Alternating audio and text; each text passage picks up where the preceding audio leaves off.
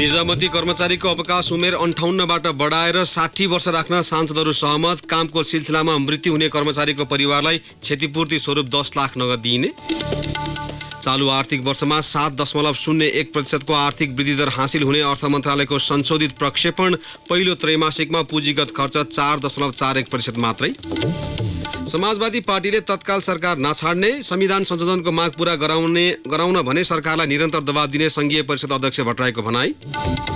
भारतको सर्वोच्च अदालतले केरला स्थित सबरीमाला मन्दिरमा महिला प्रवेश गर्न दिने यसअघिको आफ्नो फैसला पुनरावलोकन गर्ने। र नेपाली महिला भलिबल टोलीलाई पहिलो अन्तर्राष्ट्रिय स्वर्ण। एबिसी सेन्ट्रल जोन भलिबलको फाइनलमा मालदिप्स 3-0 ले पराजित। नमस्कार, कान्तिपुर डायरीका साथमा प्रिन्स र म पवन। सुरु गरौँ अहिलेसम्मका प्रमुख प्रसङ्गबाट। निजामती कर्मचारीहरूको सेवा अवधि 2 वर्ष थपिने भएको छ। सङ्घीय निजामती सेवाको गठन, सञ्चालन र सेवाका शर्त सम्बन्धमा व्यवस्था गर्न बनेको विधेयकमाथिको छलफलमा अवकाशको उमेर 58बाट बढाएर 60 वर्ष राख्नेमा सांसदहरू एक भएका हुन्। राज्य व्यवस्था तथा सुशासन समितिको बैठकले यो प्रावधान हरेक वर्ष 6 महिना थपिने र ऐन कार्यान्वयनमा आएको 4 वर्षपछि मात्र पूर्ण रूपमा लागू हुने निर्णय गरेको सङ्घीय संसद सचिवालयका उपसचिव सञ्जय दाहालले बताउनुभयो। निजामती सेवा ऐनमा 58 वर्षमा सेवा अवकाशको व्यवस्था छ भने स्वास्थ्य सेवामा 60 वर्ष छ। अहिले स्वास्थ्य सेवा ऐनलाई पनि निजामती सेवा ऐनमा मिलाएपछि यता पनि 60 बनाउने गरी नै गरिया छ। त्यसमा चाहिँ एकैपल्ट 60 बनाउँदाखेरि बीचमा पदपूर्ति लगायतका अन्य कुराहरूमा असर गर्ने हुनाले त्यसलाई 6 महिनाको फरकमा उमेर अवधि बढाउँदै जाने गरी टुङ्गिएको छ। सङ्घीय निजामती सेवा विधेयक संसदबाट पारित भई राष्ट्रपतिबाट प्रमाणीकरण भएपछि ऐनको रूपमा कार्यान्वयनमा आउनेछ। उमेर हद वृद्धि गर्दा राज्यलाई निवृत्ति भरणको खर्च कम हुने विश्वास गरिएको छ। सहमति अनुसार 2018 साल जन्ममिति भएका कर्मचारीले अब 68 वर्ष 6 महिना उमेर पूरा भएपछि मात्र अवकाश पाउनेछन्। यस्तै 2019 सालमा जन्मिएका कर्मचारीहरूले 59 वर्षमा अनिवार्य अवकाश पाउनेछन्। 2020 सालमा जन्मिएका कर्मचारीको हकमा अवकाशको अवधि 59 वर्ष 6 महिना हुनेछ भने 2021 सालमा जन्मिएका कर्मचारीहरूले 60 वर्ष उमेर पूरा भएपछि मात्र अवकाश पाउनेछन्। यसैबीच सरकारी कामको सिलसिलामा द्वन्द्व वा कुनै प्रकोपमा परेर मृत्यु हुने कर्मचारीको परिवारलाई क्षतिपूर्ति स्वरूप 10 लाख नगद दिने सहमति बैठकमा भएको छ। सरकारी काममा खटिएको बेला बाहेक अन्य जुनसुकै कारणले मृत्यु भएमा निजको परिवारले 5 लाख नगद पाउनेछन्। यसअघि यस्तो व्यवस्था निजामती सेवा नियमावलीमा थियो, तर अहिले सङ्घीय निजामती सेवा ऐनमै यो व्यवस्था राख्ने सहमति भएको सङ्घीय संसद सचिवालयको उपसचिव दाहालले बताउनुभयो।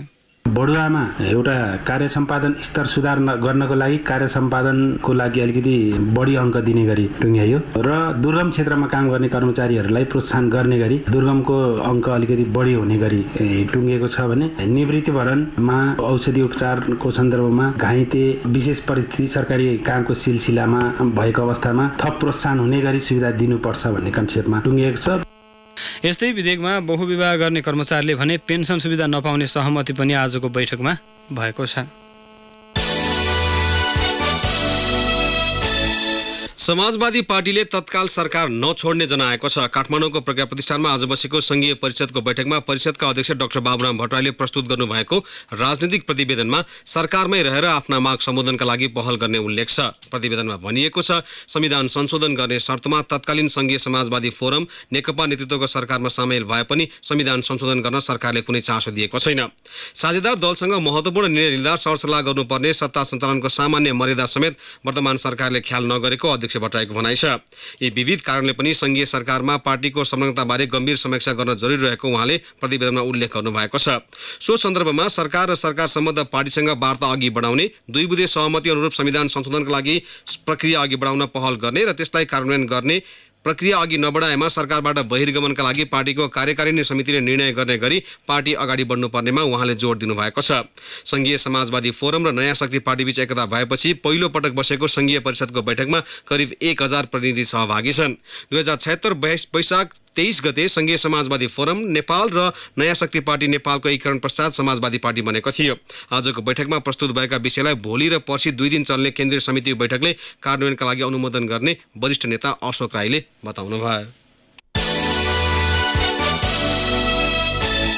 अर्थ मन्त्रालयले चालु आर्थिक वर्षमा 7.01% आर्थिक वृद्धि दर हासिल हुने प्रारम्भिक अनुमान गरेको छ। बजेट मार्फत चालु आर्थिक वर्षमा 8.5% आर्थिक वृद्धि दर हासिल गर्ने महत्त्वाकांक्षी लक्ष्य लिएको अर्थ मन्त्रालयले गत साउनदेखि असोज मसान्तसम्मको समीक्षा प्रतिवेदन सार्वजनिक गर्दै त्यसलाई संशोधन गरेको हो।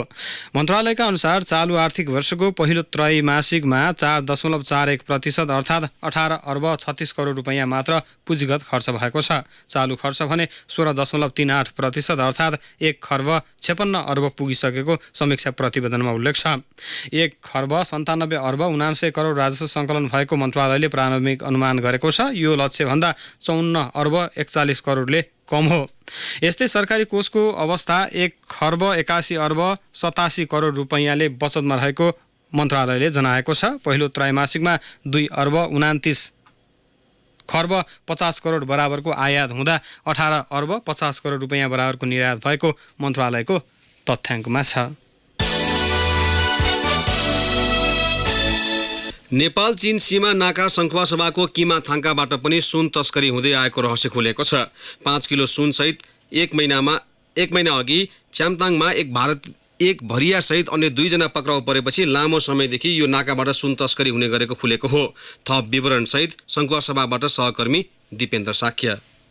झोलामा राखेर सुन ल्याउँदै गर्दा सङ्खुवासभाको भोटखोला गाउँपालिकाको च्याम्ताङबाट असोज 27 गते 5 किलोग्राम सुन र 38,000 रुपैयाँ सहित तोपचेन भोटे पक्राउ परे। तिब्बतबाट नेपाल सुन ल्याउँदै गरेका भोटेलाई प्रहरीले सुराकीका आधारमा पक्राउ गरेको थियो। भोटे पक्राउ परेसँगै लामो समयदेखि यो सीमाबाट सुन तस्करी हुने गरेको खुलेको छ। तोपचेनको बयानको आधारमा प्रहरीले खादबारी नगरपालिका 1 का जर्का भोटे र भोटखोला गाउँपालिका स्थायी घर भई खादबारी बस्ने छ्याङ रिन्जिन भोटेलाई पनि पक्राउ गरियो। प्रहरीसँगको बयानमा भोटेले लामो समयदेखि यही नाकामा सुन ओसार पसार गर्ने भरियाको रूपमा काम गरिरहेको खुलाएका छन्। प्रहरी नायब उपरीक्षक मिमबहादुर लामा यिनसँग जोडेको नाकाहरू छ, त्यसबाट चाहिँ अवैध रूपमा सुन चाहिँ तस्कर हुन्छ भन्ने सूचनाहरू प्राप्त भइरहेको थियो। हामीले विशेष सूचनाको आधारमा तोपचेन भोटे भन्ने व्यक्तिलाई 5 किलो सुनसहित हामीले नियन्त्रणमा ल्याउँ। सङ्खुवासभा सदरमुकाम खादबारीबाट 3 दिनको पैदल दूरीमा सुनसहित भोटेलाई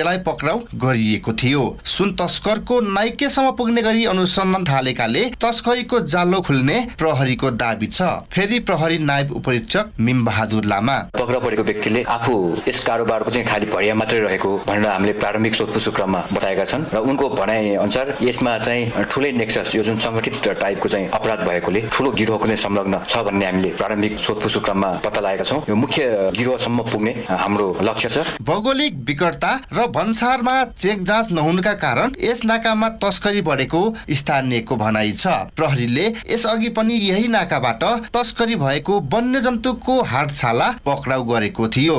रेडियो कान्तिपुरका लागि दिपेन्द्र साक्य, सङ्खुवासभा। अव्यवस्थित जीवनशैली, अत्याधिक मोटोपन, शारीरिक व्यायामको अभाव लगायत अस्वस्थ जीवनशैलीले मधुमेहका बिरामीको सङ्ख्या विश्वभर बढेको विभिन्न तथ्याङ्कले देखाएका छन्। अन्तर्राष्ट्रिय मधुमेह सङ्घका अनुसार विश्वभर 40 करोडभन्दा बढी मानिस मधुमेहबाट ग्रसित छन्। नेपालमा 25 लाखको सङ्ख्यामा मधुमेहका बिरामी रहेको सरकारी तथ्याङ्क छ। 50%मा त मधुमेह लागे पनि लक्षण नै नदेखिने गरेको मधुमेह, थाइरोइड र हर्मोन विज्ञ डाक्टर अंशुमाली जोशीले बताउनुभयो। सामान्यतया 30 देखि 60 वर्ष उमेर समूहका अस्वस्थ जीवनशैली भएका व्यक्तिलाई मधुमेह हुने सम्भावना बढी हुन्छ। मोटोपन भएका बालबालिकामा समेत मधुमेह भएका उदाहरण छन्। तौल घट्ने, बढी खान मन लाग्ने, अत्याधिक प्यास लाग्ने, झमझम हुने लगायतका असाधारण शारीरिक क्रियाकलाप मधुमेहका लक्षण हुन्।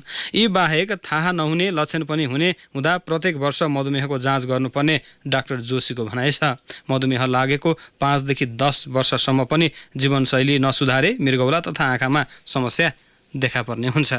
कान्तिपुर डायरीमा अब ब्रेकको पालो।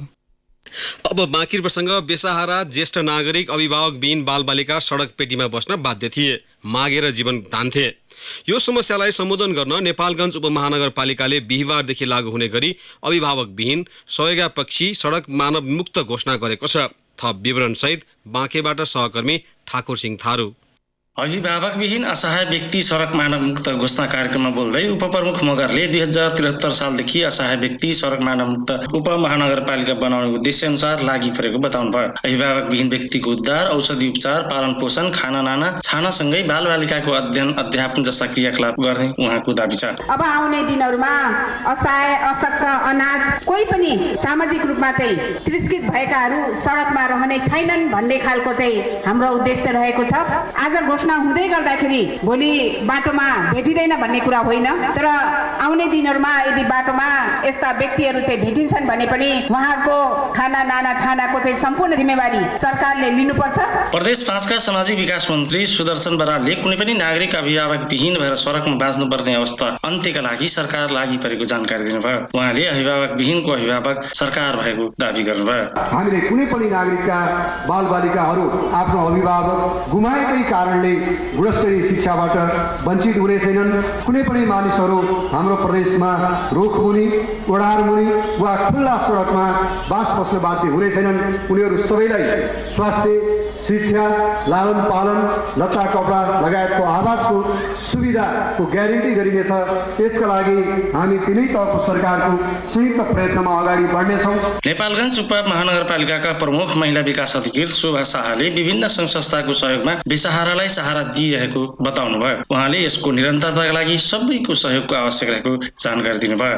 आफ्नो नैसर्गिक अधिकार प्रयोग गर्न नपाउने पर्ने अवस्थामा ती मानवहरूको एउटा सहयोगको लागि, मातामय व्यवहारको लागि ज्येष्ठ नागरिक असहाय अशक्त सेवा आश्रमले गर्दै आएको एउटा उदाहरणीय कार्यलाई हाम्रो नगरपालिकाले एउटा अभिभावकको गठन गर्दै यसलाई दायित्वबोध गर्दै यसलाई सहयोगापेक्षी सडक मानव मुक्त नगर घोषणा गर्न लागिरहेको सन्दर्भमा बेसहारा व्यक्तिको अभिभावकत्व आफूले लिने गरी उपमहानगरपालिकाले चालेको कदम निकै सकारात्मक रहेको प्रतिक्रिया सर्वसाधारणको छ। तर यसको निरन्तरता पनि उत्तिकै जरुरी छ। प्रचारबाजीका लागि मात्रै सीमित नहोस्। रेडियो कान्तिपुरका लागि ठाकुर सिंह थारू, बाँके।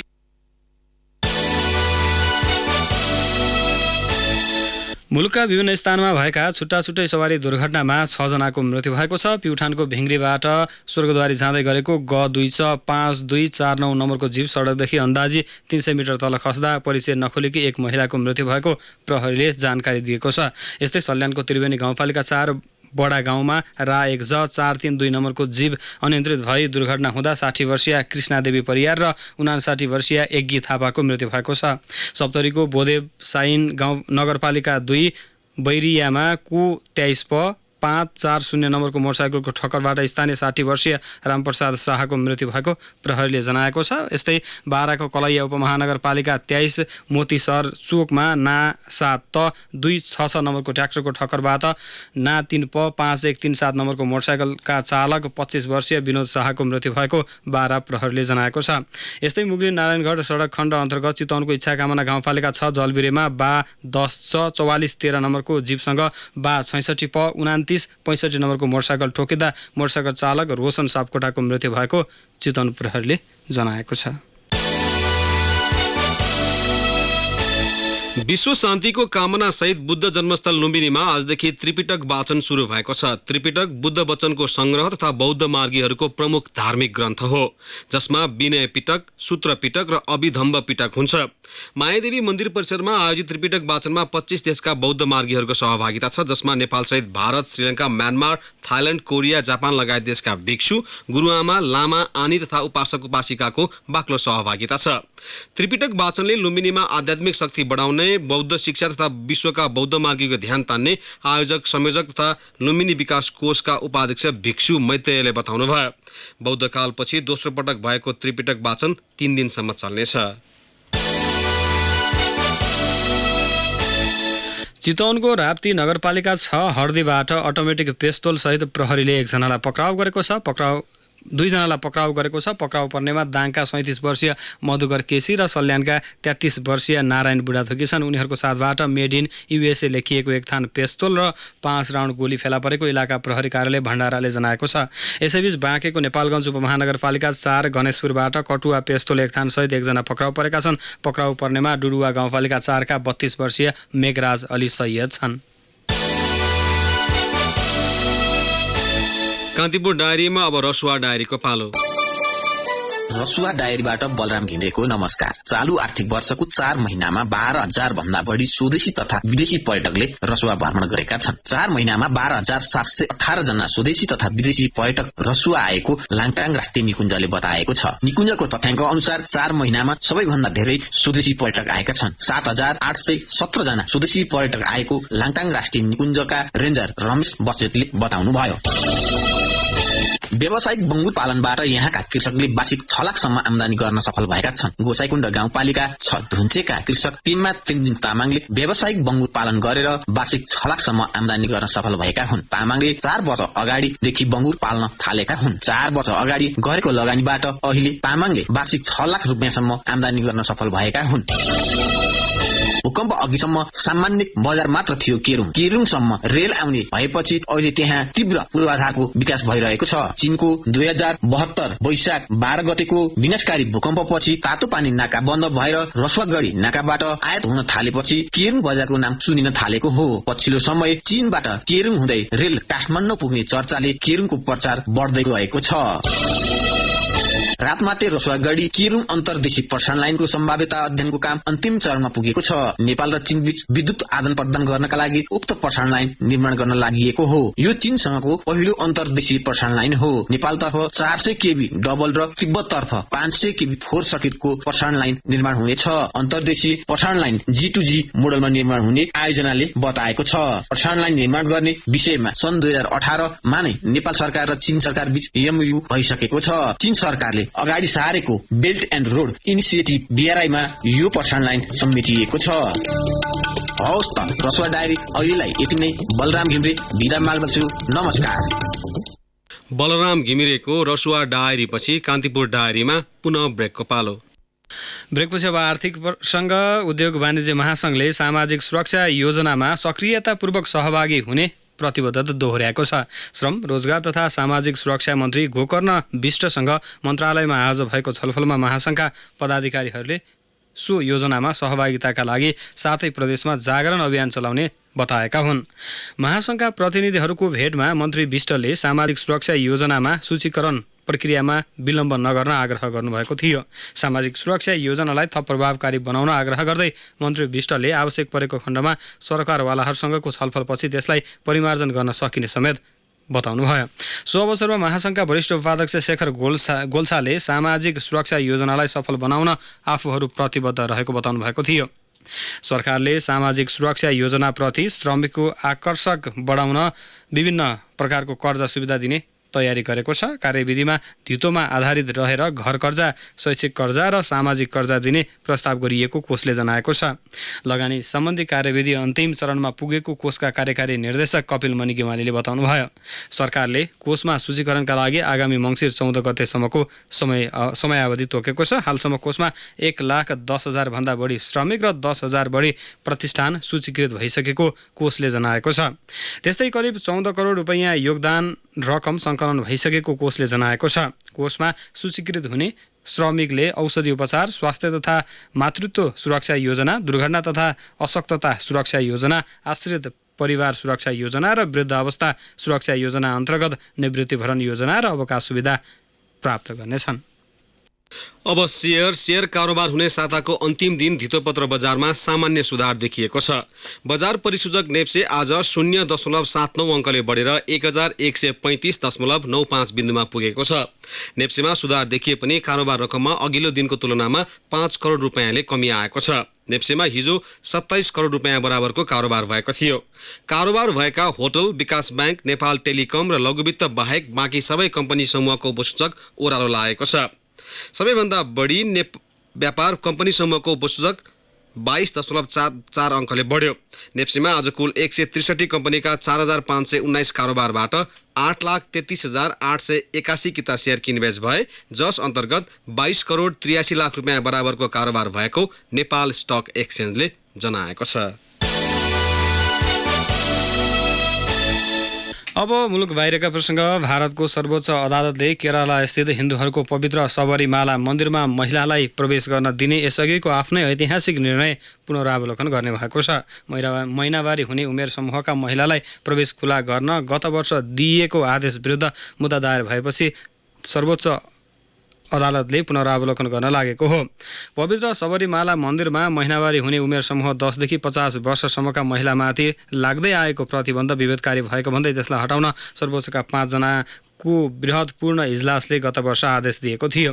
सर्वोच्चको सो आदेश लगतै व्यापक विरोध प्रदर्शन भएको थियो। अदालतको आदेशपछि पनि मन्दिर प्रवेश गर्न चाहने महिलालाई स्थानीयले रोक्दै आएका थिए भने केहीमाथि निर्घात कुटपिट समेत भएको थियो। सर्वोच्चले यसअघिको आदेशमाथि कुनै धारणा नै नजनाई आज पुनः विरोध इजलास तोकेको हो।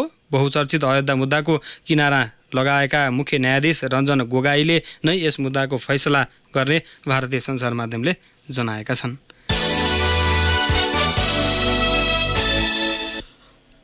अब खेल सम्बन्धी प्रसङ्ग। पहिलो अन्तर्राष्ट्रिय प्रतियोगिताको उपाधि जित्ने क्रममा नेपाली महिला भलिबल टोली एबिसिस एसियन सेन्ट्रल जोन सिनियर महिला भलिबल च्याम्पियन बनेको छ।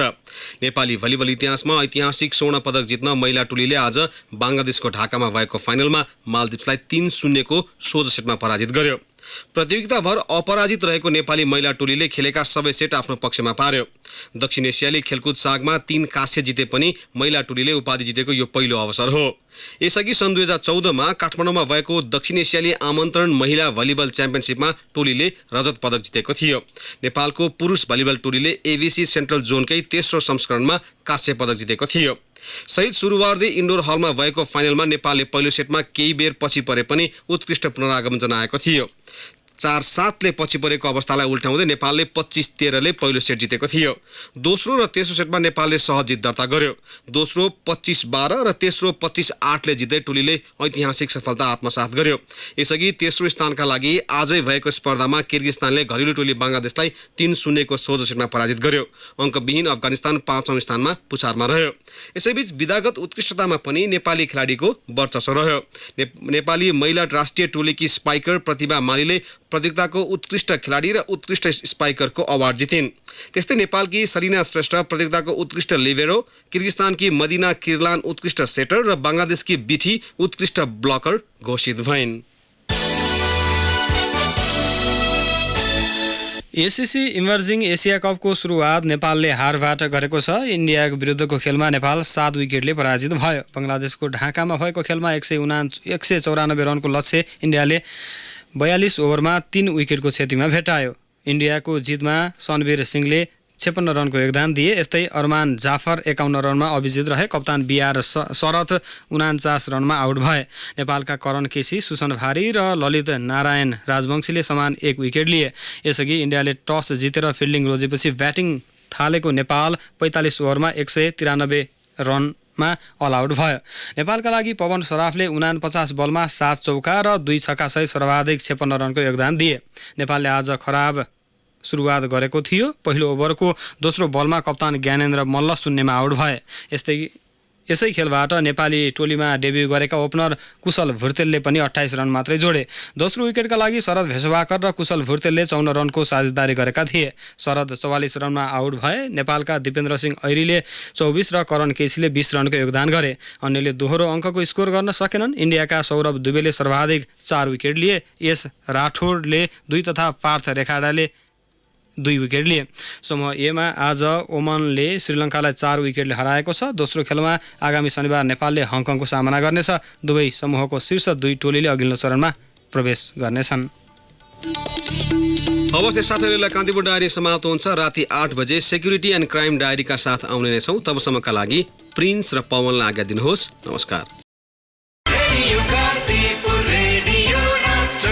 सूचना र मनोरञ्जनको संवाहक रेडियो राष्ट्रको रेडियो कान्तिपुर।